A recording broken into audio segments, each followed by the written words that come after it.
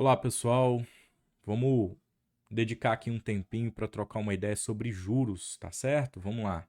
Eu trouxe aqui algumas ideias sobre como nós podemos entender juros. Uma delas é o valor que se paga pelo dinheiro que se toma emprestado, né?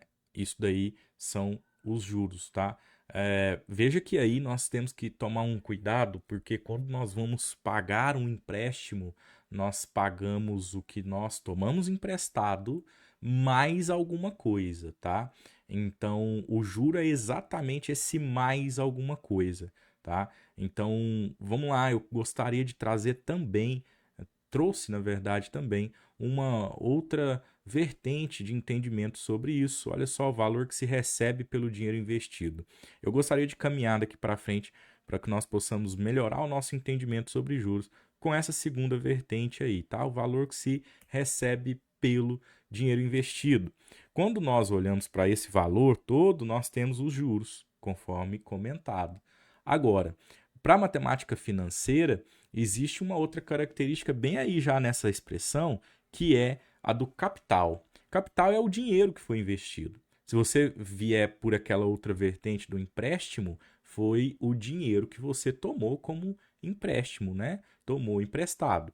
Esse seria o capital. É ali o valor inicial, tá bom? Ah, então, para a matemática financeira, J para representação de juros é comum, C para representação de capital. Tá? Então, tá vendo? São dois conceitos diferentes. Juros é o valor que você recebe por esse investimento, capital é o valor que você investiu. Naturalmente, acredito que essa ideia não fica complexa de observar da seguinte maneira: olha, se eu juntar o capital com os juros, eu vou ter o valor recebido de fato, né? Todo porque não é só o que se recebe pelo investimento, né? É também o que você investiu inicialmente, tá? Esse valor que é diferente da expressão aí de cima. Logo, nós temos um outro conceito, o conceito de montante, tá? Então, esse conceito é o que acredito que mais aparece nas buscas quando você faz aí pela internet, cujo assunto são os juros. Nós buscamos por juros e geralmente o que aparece de fórmula é a do montante, mas tome cuidado. Nós temos três expressões aí: juros, capital e montante. Três conceitos diferentes fazem parte da matemática financeira. Tá? Esse montante geralmente nós colocamos M para representar. Veja, embora o foco não seja criar nenhum tipo de fórmula, ela acaba se evidenciando aí. Você tem que o montante é igual, ó, lendo de trás para frente, capital mais juros. Ou seja, M é igual a C mais J. Tá? Não creio que seja interessante a memorização de uma fórmula cujo entendimento é tranquilo. Né? Você junta o acréscimo do investimento com aquilo que você investiu e aí você tem o montante ao final, tá bom? Bom, mas não posso deixar de colocar também em evidência aqui que dá para nós considerarmos uma outra fórmula. Olha só, juro, né, é exatamente o montante, o valor final, menos o capital. Se você pega tudo no final do investimento que você recebeu e tira o que você investiu no início, essa diferença é exatamente o valor que se recebe pelo dinheiro investido, portanto, os juros. Logo, você também consegue criar uma fórmula que deriva dessa aí. J é igual a M menos C. Né? Para os que gostam de expressões, você pode colocar que o C, que estava positivo à esquerda do igual, embora seja errado esse jeito de falar, vou colocá-lo aqui porque é muito popular, ele passa negativo para a direita do igual. Nós sabemos que tecnicamente nós adicionamos menos C dos dois lados em termos de equação. Mas enfim, não é o foco aqui, embora essas fórmulas fiquem evidentes com os conceitos. Vamos dar sequência, olha só. Como calcular? Né? Então o foco não é ficar fazendo grandes contas, mas vamos tentar entender como é que isso se dá. Eu representei aqui um capital de uma maneira geométrica. Eu coloquei um quadrado para representar uma determinada quantia ali, né? E aí eu coloquei aqui um pedaço desse quadrado para falar que são os juros, tá? Em alguns momentos, galera, os juros eles podem extrapolar o próprio capital, né? São juros ali de mais de 100%, né? Mas eu coloquei aqui juros que já são a representação ali da taxa de juros que já é considerável. Porque o juro ele é ali aquele pedacinho, tá vendo? Mas quando a gente fala ali 25%, que é esse valor considerável, né? Ele pode ser ao ano, ele pode ser ao mês, né? Tudo depende ali do período do que nós estamos avaliando. Mas vamos desconsiderar o período, vamos supor que é um só, seja um ano, um mês, né? Só para a gente entender como é que é isso, como é que isso funciona. Então eu coloquei 25% porque geometricamente é fácil de ver 25% é a quarta parte do inteiro, do total. Então a quarta parte do quadrado que representa o capital, tá ali, são os juros. Agora, é importante dizer que esse 25% ele não representa, ele não é os juros, né? Não são os juros, ele representa uma taxa para calcular os juros, tá? A gente chama essa taxa de juros, beleza? E aí é comum para a matemática financeira colocar a letra I para representá-la, embora pode ser outras letras aí, tá bom? Vamos lá.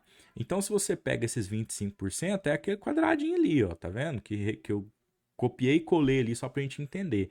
Em relação ao que a gente já passou, veja só, se nós pegarmos o capital, acrescentarmos esses juros ao capital, nós temos um montante que é o valor final do investimento. Pensando aí em um período. Então, é isso que ocorre, né? O investimento faz com que o capital cresça em termos financeiros. Aí a gente tem o montante para representar essa junção do capital com juros, tá? Vamos melhorar um pouquinho isso, né? Olha só.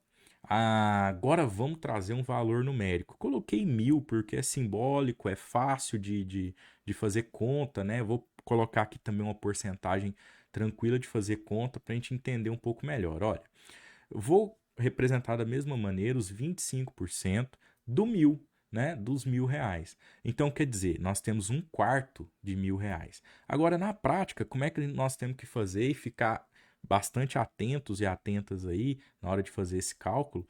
Porque essa porcentagem, né, ela representa um valor numérico, né, que a gente consegue expressar aqui como 25 sobre 100. O 25% naturalmente é isso.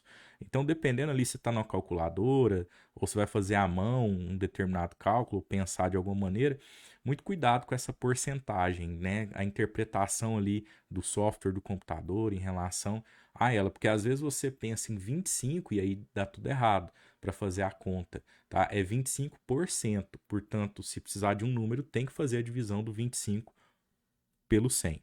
Dá 0,25, né?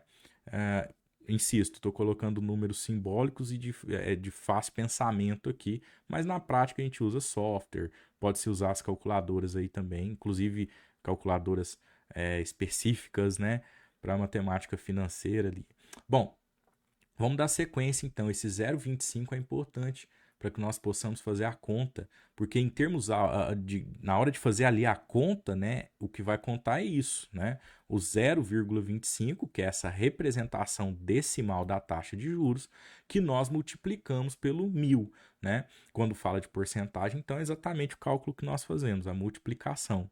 Então, tá vendo? É aqui que eu falei, tem que tomar cuidado, não é 1.000 vezes 25, é 1.000 vezes o 25%, que é 25 sobre 100, ou seja, 0,25. Muito cuidado apenas com esse entendimento aí, tá? Senão fica bastante diferente. Ora, se a gente tem um quarto de 1.000, e se você colocar isso na calculadora também, e fizer à mão aí, né? Nós vamos ter R$ 250. Eu coloco então um quarto, porque fica fácil da gente fazer esse cálculo mentalmente e represento ele aí como 1.000 vezes 0,25, tá bom? Isso é o valor dos juros, tá? Aí sim nós temos os juros, 25% taxa de juros. R$ 250, aí sim os juros. O que é o capital em relação a isso, né? O capital é 1.250, se a gente entender que nós fizemos um investimento que deu esse juro aí, né? Então, o 1.000 com os 250 seria o montante, perdão, o montante, tá? Que seria a junção do capital mais o juro.